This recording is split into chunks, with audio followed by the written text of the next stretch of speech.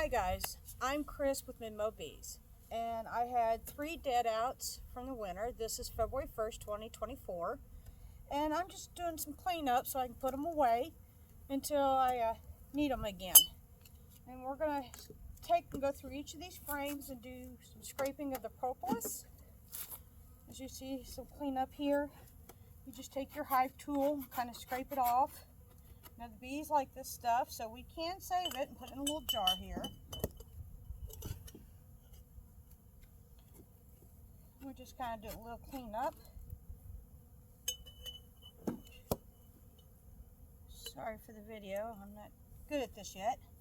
But as you see, this was an uncapped frame just doing fillers. I'm going to go up here, and since I'm about 400 yards from my bee yard, the other beehives that survived had decided they want to come and help clean too. So let me get one of these boxes.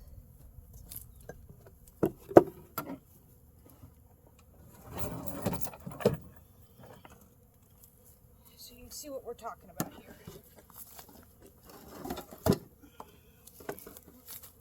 Alright, and of course, see, these have bubbles. This one here, let's see if I can pull this out before I touch it. Come on, you got to break that seal to get them out. Oh, they were sealed in good.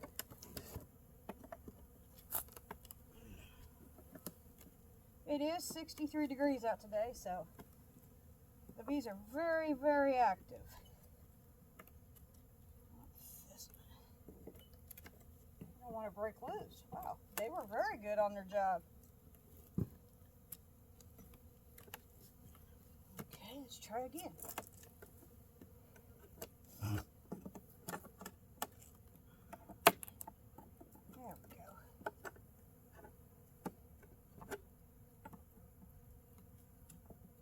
If I can get a hold of it.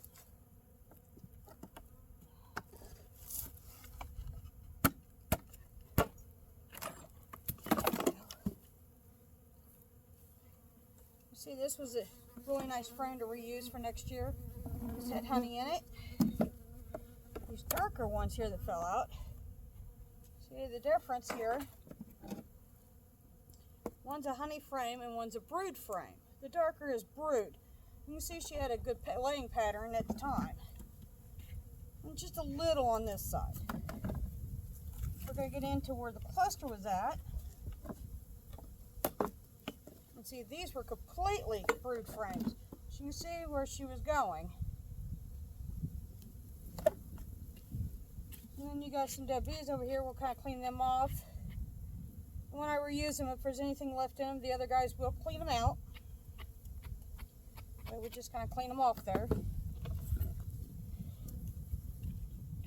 And this was another brood frame that they had built up. These are really nice frames. But what I want to get to on this one, see if I can show it on the camera here, really, really close. This here is a hive beetle. For those who doesn't know what they look like, this is about the size. This is my pointer finger. And they're a pest. But there's ways of getting hive beetles away. This one did have beetle traps in it. You don't always get rid of all of them, but these guys here, there were a weak swarm that moved in late July, and they just didn't have enough time to prepare for winter. I mean, they had great brood patterns, but at the same time, if she's laying and they're not collecting enough food, because they're a swarm, they're just, see, this is where they were at when they passed. Let's see if I can get this on camera. You can see down in the little hole. See the bees in there? That was where they were at when they passed away on me. They were fighting for every little thing they had, but they just wasn't enough. And it happens. So that's the reason we would do some cleanup. And with that, we would scrape the propolis off without the hive beetle. And we'll save the propolis because they'll collect this later if I give it back to them. Another hive will use it. because the propolis comes from tree sap. And as everybody knows, tree sap only, was it late spring to early fall is when it flows in our area. I have to look it up. Please don't quote me just yet. And with that being cleaned up like that, kind of scrape off the propolis they had here in between the hive frames, because they were really good on this. We'll just save all that.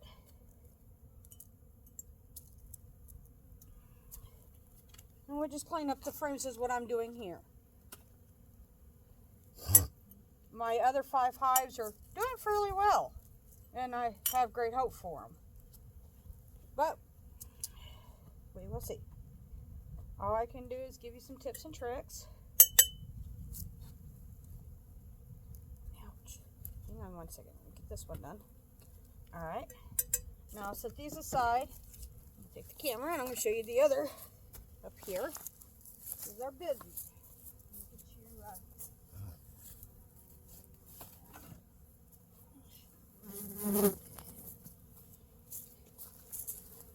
As you can see, these guys here are actually doing cleanup on this one. Can you see that? No. Let me get you a better spot.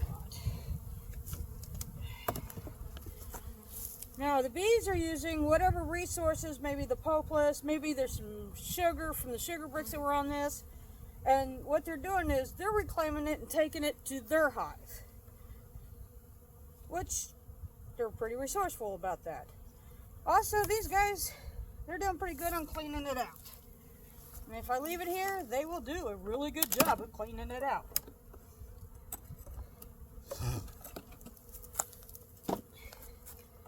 So, break these apart here. Let's see, they're down in here.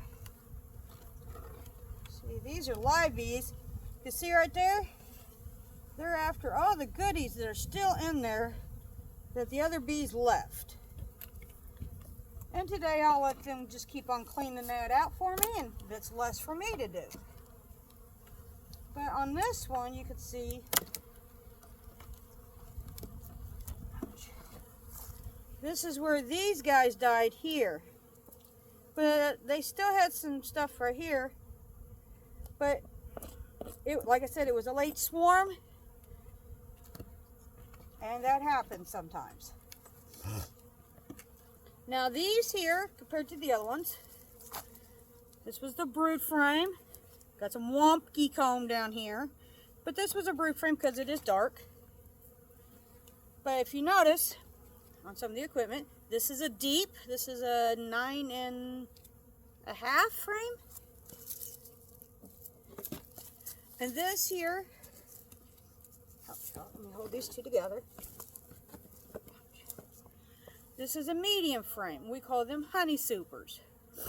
Usually I use deeps on just the bottoms, and then my medium is my honey super, which is what I collect honey on. But sometimes if you got a small hive, I will push for a medium just to give them less space so they don't have less secure to start with.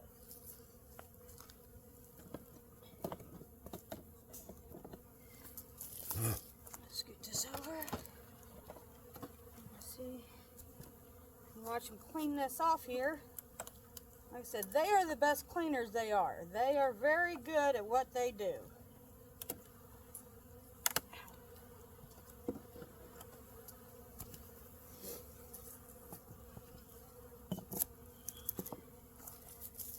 Tip this down so you guys can see that. There you go. See, these guys have lots of brood frames. And here, they're starting to do brood to honey. And these guys are still building these out. So we're going to leave this here and let them clean that.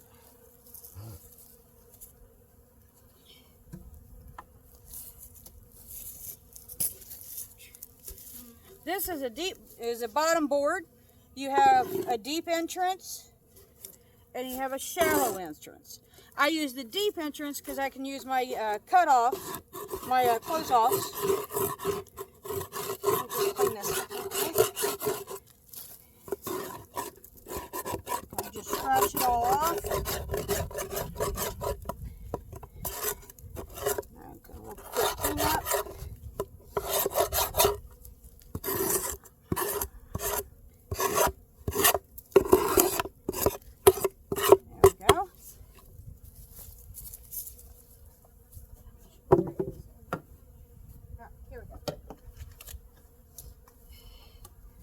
on the bottom board.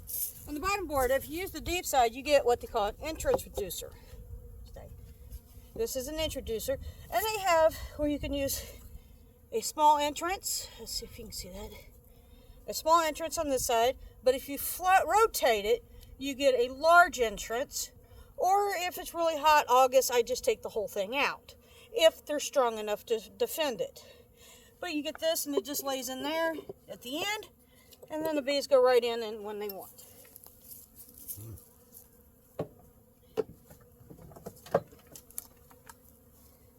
This here is a screen vent top that I made. I use in the summertime. But in the winter, I put this on top of my boxes.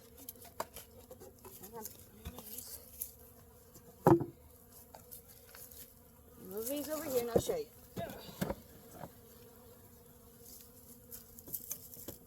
Okay, so you put the box down like this, you have them stacked up.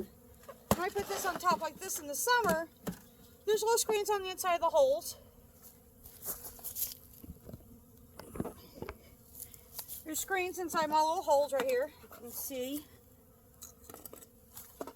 And the holes are drilled downward so the water will run down, not in. And this is what I use in the summertime for ventilation.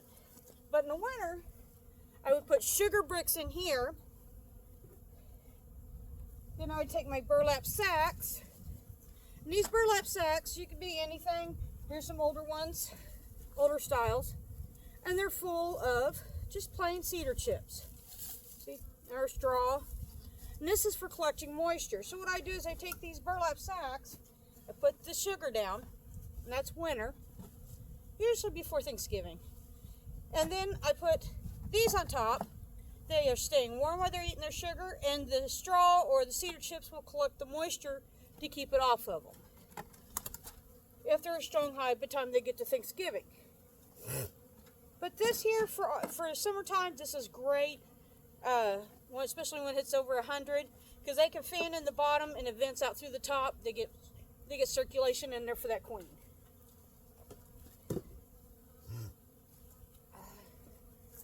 Let's see what else. I think that's about it for this time. Thank you for watching, and I will see what else I can bring you next time. Have a good day.